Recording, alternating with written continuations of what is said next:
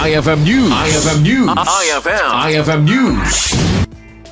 Inorganisar ti Paoay Periculture and Family Planning Center Incorporated ken LGU Paoay iti supplemental feeding activity nga nang pasingked manen iti panagkomite gobyerno munisipal ti Paoay amang itandudo iti salunat, nutrisyon ken pakabuklan a pagimbagan dagiti ubing iti komunidad. Nagbalin na isang sangayan nga bisita ni Mayor Galano iti aktibidad tapno ipakita na ti suportan na kadagiti ganwat amang taming iti nutrisyon dagiti ubing ken mangparegta iti nasalunat a panagduras ken panagpadakkel dagiti agtutubo a pawayenyos.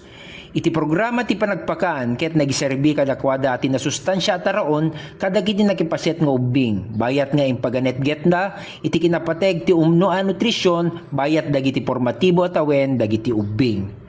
Para iti IFM News, Idol Glenn Batuyong tatak, IFM. IFM News. IFM News. IFM News.